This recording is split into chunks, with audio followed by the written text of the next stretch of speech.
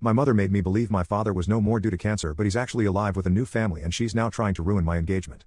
I, 28 male, need to get this off my chest because I'm still trying to process everything that happened. Last week, I discovered that my mother Sarah, 52 female, had been secretly meeting with my fiancée Emma, 26 female, behind my back for months, actively trying to break us up. I only found out because I came home early from work with a horrible migraine and found Emma crying in our bedroom. When I asked what was wrong, she finally broke down and told me everything. I should probably give some background about my mother first. She's always been extremely controlling, but it got much worse after my father died when I was 12. Growing up, she monitored everything, my friends, my clothes, my activities, even my food choices.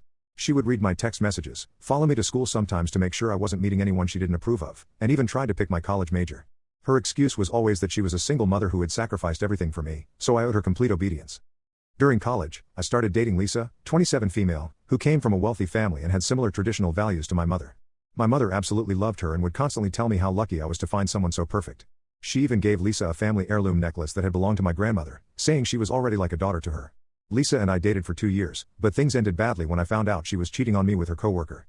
Even then, my mother defended Lisa and blamed me for the breakup, saying I must have driven her to cheat by focusing too much on my studies and part-time job. After college, I got a job as a software developer and decided to move out of my mother's house. She had assumed I would live with her forever and take care of her, even though she was perfectly healthy and capable of working. When I told her I was moving out, she had a complete meltdown.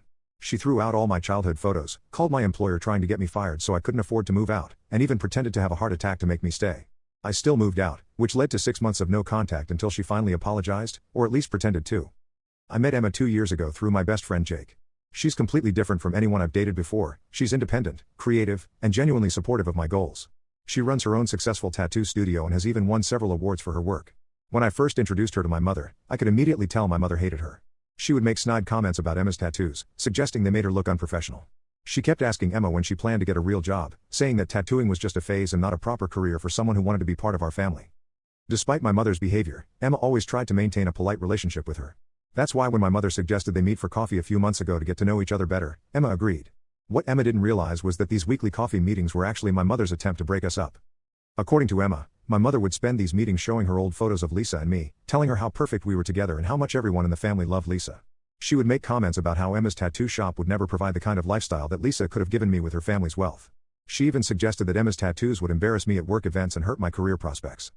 My mother went as far as to tell Emma that she would never be accepted in our family's social circle and that she should break up with me before the wedding for my own good.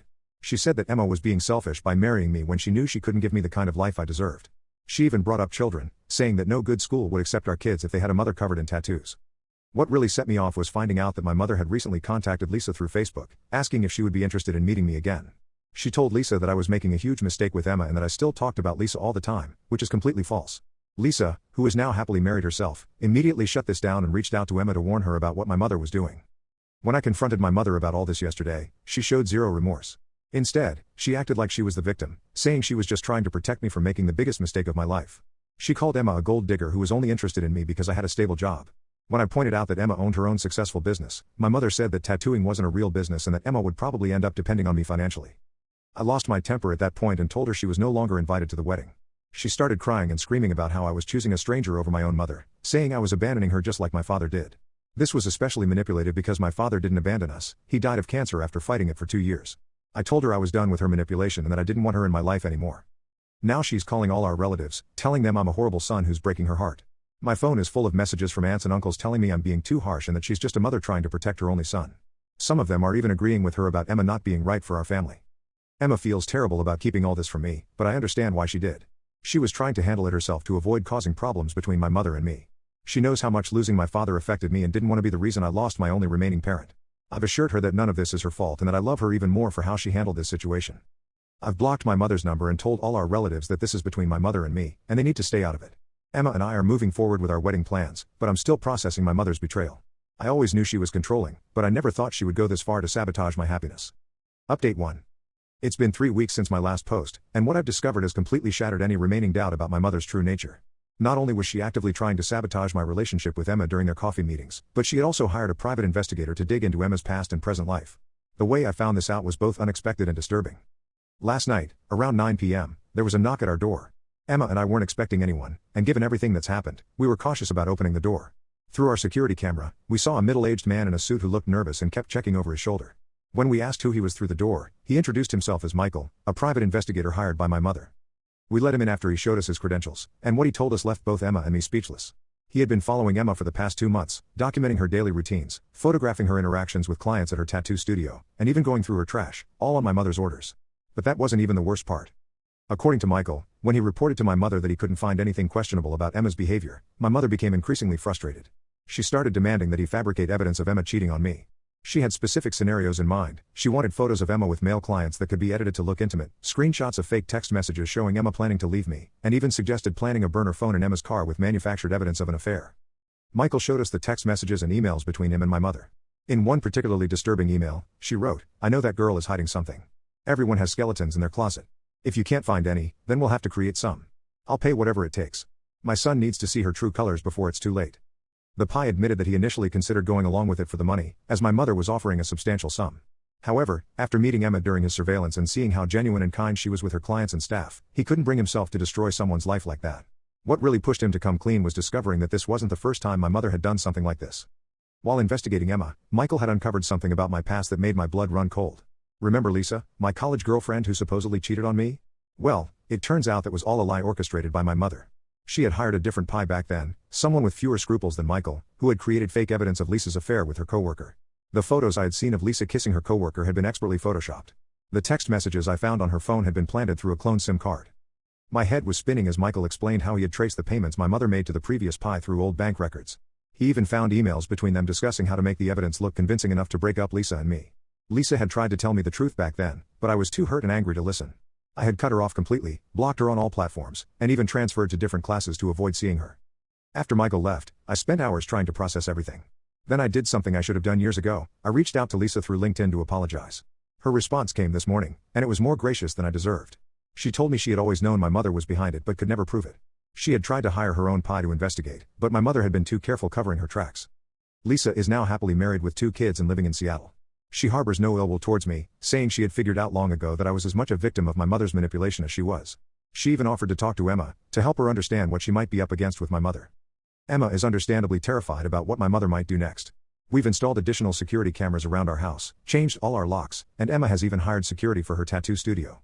She's afraid to be alone in the shop now, wondering if every new client might be another PI hired by my mother. What infuriates me the most is that some of our relatives are still defending my mother.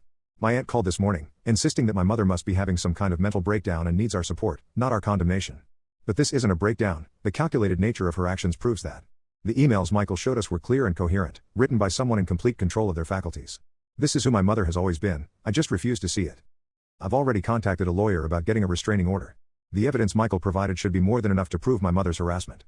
Emma and I are also seriously considering moving to a different city after the wedding. We've started looking at properties far from here, somewhere my mother wouldn't think to look for us. The hardest part is knowing that my entire relationship with Lisa was destroyed by my mother's manipulation. I spent years feeling betrayed, unable to fully trust anyone, and it was all based on a lie. How many other aspects of my life has she manipulated without me knowing? What other relationships has she poisoned? I'm almost afraid to start digging into my past, worried about what else I might find. Update 2. It's been 2 months since my last update, and I've discovered something that changes everything I thought I knew about my family. My father didn't die of cancer like my mother told me. He's alive and living in California. The story my mother fed me for 16 years was a complete lie. The truth came out in the most unexpected way. After my last post gained attention, my uncle Jack, my father's brother, somehow came across it and recognized the situation. He reached out to me through my work email, which was the only contact information he could find that my mother hadn't blocked over the years. When I first saw the email, I almost deleted it thinking it was another family member trying to defend my mother. But something made me read it. Jack explained that my father, David, had been trying to contact me for years. Every birthday card, every letter, every attempt at communication had been intercepted by my mother. She even moved us to a different state when I was 13, telling everyone it was to be closer to her family, but really it was to make it harder for my father to find us. According to Jack, my parents' marriage fell apart because of my mother's controlling behavior. My father couldn't handle her constant manipulation and surveillance. She would track his phone, follow him to work, accuse him of cheating if he talked to any female colleagues, and even tried to get him fired from jobs she felt took too much of his time away from her. When he finally decided to leave, she threatened to hurt herself if he took me with him. My father tried to get custody of me, but my mother told the court he was abusive and unstable. She had spent years building a paper trail, documenting every small argument as abuse, taking photos of any accidental bruises I got from playing sports and claiming he had hurt me. He couldn't fight against her carefully constructed evidence. The most shocking part was learning I have 2 half-siblings.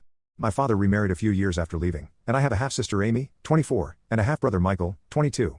They knew about me too, My father had told them they had an older brother, and they had always hoped to meet me someday. I spent 5 hours on the phone with my father last night. His voice was exactly how I remembered it from my childhood. He broke down crying when I told him about my mother's recent behavior with Emma. He said it was like history repeating itself. She had done similar things to his girlfriends before they got married, but he had forgiven her every time, believing she would change. He tried to maintain contact through Jack after he left, sending letters and photos, trying to explain his side of the story.